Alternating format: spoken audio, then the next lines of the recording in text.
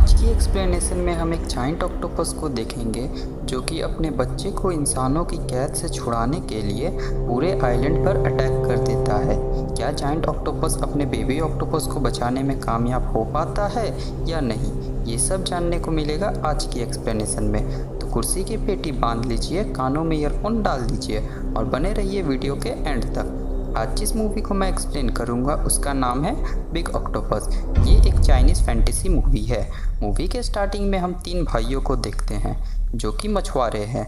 आज इन्होंने बहुत सुंदर दिखने वाला बड़े साइज का एक ऑक्टोपस पकड़ा है। इसके बाद इनमें से सबसे बड़े भाई जिसका नाम साओ फेंग है, वो इस ऑक्टोपस को अपनी गर्लफ्रेंड जीमो को दिखाता है। जीमो एक साइंटिस्ट है जो कि एनिमल म्यूटेशन पर रिसर्च कर रही है। साओ फेंग जीमो को बोलता है कि तुम साइंटिस्टों ने भी इतनी बड़ी ऑक्टोपस कभी नहीं देखी होगी। तब जीमो बोलती है कि ये बहुत ही यूनिक ऑक्टोपस है, तुम इसका क्या करोगे। फेंग बोलता है कि मैं इसे तुम्हें तुम्हारे रिसर्च के लिए दे दूंगा, अगर तुम मेरे साथ आज रात डिनर पे चलोगी तब, नहीं तो मैं इसे बेच दूंगा। तब जीमो उसे बोलती है कि तुम इसे बेच नहीं सकते हो, चाहे तुम्हें कोई कितने ही पैसे क्यों ना दे, तुम इसे किसी को नहीं बेचना। फेंग उसकी बात मान जाता है। अब इस ऑक्टोपस की वजह से फेंग का रेस्टोरेंट काफ़ी पॉपुलर हो जाता है। अगले दिन जब सभी लोग बीच पर मज़े कर रहे होते हैं तब वहाँ पर पहली बार जाइंट ऑक्टोपस को देखा जाता है। अब सीन चेंज होता है और कुछ मिलिट्री सोल्जर्स मिस्टर लिन नाम के साइंटिस्ट को किडनैपर से छुड़ाते हैं। इसके बाद मिस्टर लिन जीमो के पास जाता है और उसे उसके एक्सपेरिमेंट के लिए सैंपल देने का ऑफर देता है। दरअसल मिस्टर लिन ग्रिड बायोटेक्नोलॉजी का ऑनर है और जीमो की एक्सपेरिमेंट करने वाले सभी सैंपल चोरी हो गए हैं। मिस्टर लिन जीमो को जीन म्यूटेशन प्रोजेक्ट पर काम करने को कहता है, पर जीमो इस ऑफ़र के खिलाफ थी, इसलिए उसने ऑफ़र को रिजेक्ट कर दिया। पर लिन उसे बोलता है कि अगर उसने ये ऑफ़र एक्सेप्ट कर लिया तो वो उसके 5 साल तक सभी एक्सपेरिमेंट का खर्च उठाएगा। इसके बाद लिन साओ फेंग के रेस्टोरेंट जाता है। वो उस बेबी ऑक्टोपस के बदले उसे काफ़ी सारे पैसे देता है, पर जीमो ने मना किया था, इसलिए साओ फेंग उस ऑक्टोपस को बेचने से इनकार कर देता है। इसके बाद मिस्टर लिन अपने आदमियों को ऑर्डर देता है कि आज रात तक किसी भी तरह उसे वो ऑक्टोपस चाहिए। दूसरी तरफ हम देखते हैं कि रात के वक्त फेंग के रेस्टोरेंट पर वो जाइंट ऑक्टोपस हमला कर देता है और इसी भगदड़ का फ़ायदा उठाकर मिस्टर लिन के गुंडे फेंग का पिकअप ट्रक चुरा लेते हैं। फेंग ने इसमें ही बेबी ऑक्टोपस को रखा था।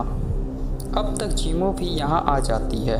फिर उसके बाद फेंग उसकी गाड़ी से उसका पीछा करता है और बहुत मुश्किल से बेबी ऑक्टोपस को बचा लेता है। इधर फेंग का रेस्टोरेंट पूरी तरह से बर्बाद हो गया था।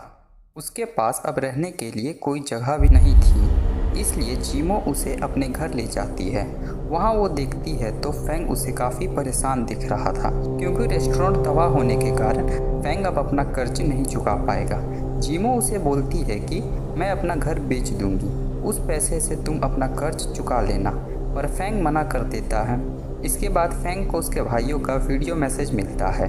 वो दोनों बोट लेकर फिशिंग के लिए जाते हैं ताकि मछलियाँ बेचकर कुछ पैसों का इंतजाम हो सके।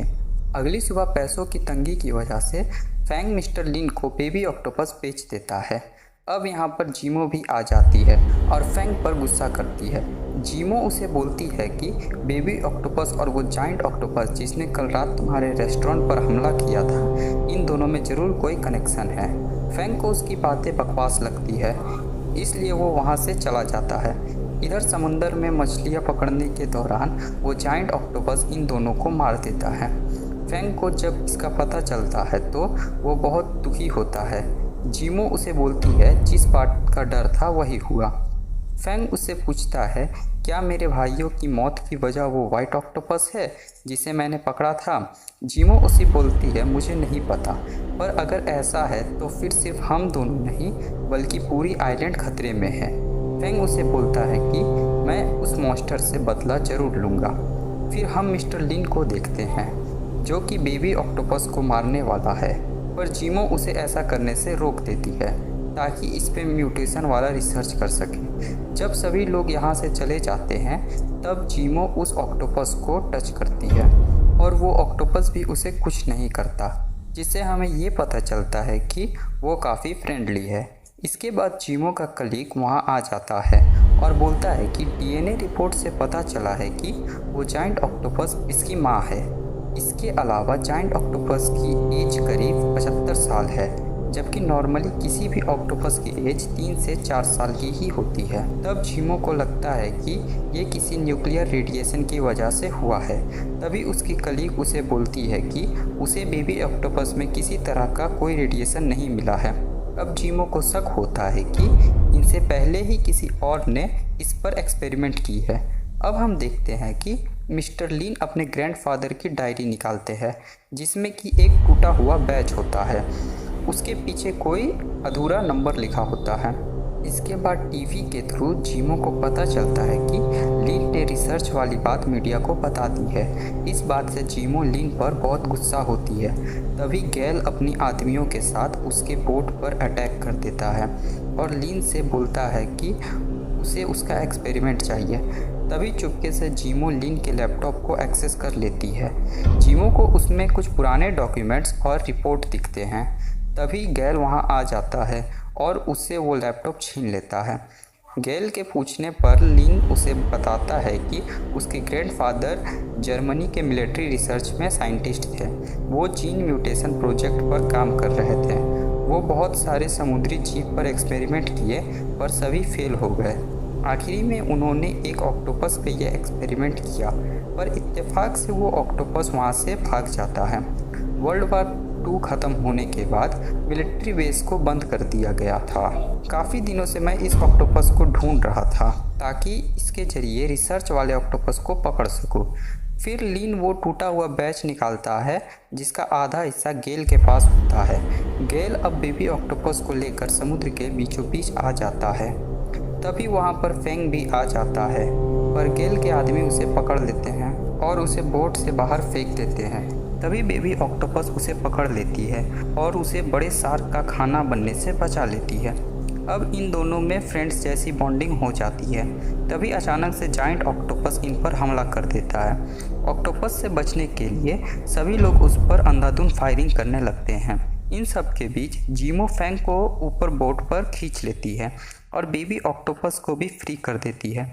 तभी एक गोली ऑक्टोपस के सर पे लग जाती है। अब जायंट ऑक्टोपस काफ़ी गुस्से में इन पर हमला करने लगती है। तभी गैल रॉकेट लॉन्चर से उसके सर पर हमला करता है। अब वो ऑक्टोपस वहाँ से चला जाता है, पर थोड़ी देर बाद वो पूरी शिप को जकड़कर पानी में डुबा देता है। सभी लोग जान बचाने के लिए पानी में कूद जाते हैं और किसी तरह जान बचाकर पास के आइलैंड में पहुंच जाते हैं। लिन अपने ग्रैंडफादर के मैप के सहारे सभी को उस मिलिट्री रिसर्च बेस की ओर ले जाता है, पर रास्ते में ही वो ऑक्टोपस धीरे धीरे करके आधा से ज़्यादा लोगों को मार देता है। अब फाइनली ये सब रिसर्च बेस में पहुंच जाते हैं। अब गैल मिस्टर लिन को फार्मूला खोजने को बोलता है जो उसके ग्रैंडफादर ने रिसर्च करके तैयार की थी, पर वो किसी गलत हाथों में ना आ जाए इसलिए वो इसे यहाँ पर कहीं छुपा देते हैं। लिन अब फार्मूला को खोजने निकल जाता है। इधर वो ऑक्टोपस फिर से अटैक कर देता है और गैल के लगभग सभी आदमियों को मार देता है। तभी मिस्टर लिन को वो फार्मूला मिल जाता है। वो इसे गैल को दे देता है। गैल इसे जीमो को देता है टेस्ट करने के लिए, ताकि पता चल सके कि ये फार्मूला असली है या नकली। दूसरी तरफ गैल के सोल्जर सभी तरफ एक्सप्लोजिव लगा देते हैं। अब जीमो जब टेस्ट करती है तो टेस्ट फेल हो जाता है, जिसका मतलब ये वो फार्मूला नहीं है। ये देखकर गैल मिस्टर लिन के पैरों पे गोली मार देता है, क्योंकि लिन इसे जानबूझकर वो असली फार्मूला नहीं देता है। तभी जायंट ऑक्टोपस फिर से इन पे हमला कर देता है। गैल और इसके सोल्जर इससे निपटने में बिजी होते हैं। तभी मौका देखकर फैंग जीमो और मिस्टर लिन को लेकर वहाँ से भाग जाते हैं।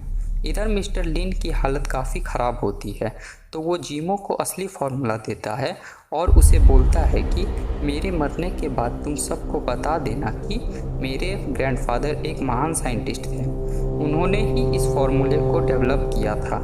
इतना बोलने के बाद उसकी सांसें रुक जाती है। इसके बाद फैंग उस फार्मूले को लेकर बाहर जाने लगता है। तभी गैल उसे काफ़ी बुरी तरह से मारता है और जीमो से वो फार्मूला छीन लेता है। गैल असली फार्मूले को पाकर बहुत खुश हो रहा था, तभी जायंट ऑक्टोपस उसे मार देता है। फैंग उसके हाथों से वो फार्मूला छीन लेता है और जीमो को लेकर वहाँ से भागने लगता है। तभी सारे एक्सप्लोजिव ब्लास्ट होना स्टार्ट हो जाते हैं। किसी तरह ये दोनों वहाँ से भागकर पानी में कूद जाते हैं तो इनकी जान बच जाती है, पर आइलैंड ब्लास्ट होने के कारण वो जायंट ऑक्टोपस वहीं पर मारा जाता है। अब कहानी में कुछ साल बाद का दिखाया जाता है, जहाँ फैंग और जीमो की शादी हो जाती है और इनका एक बच्चा भी होता है और वो बेबी ऑक्टोपस भी आसपास ही दिखता है। स्टोरी यहीं पर ख़त्म हो जाती है। कमेंट करके बताएं कि आपको हमारी ये एक्सप्लेनेशन कैसी लगी। Thanks for watching.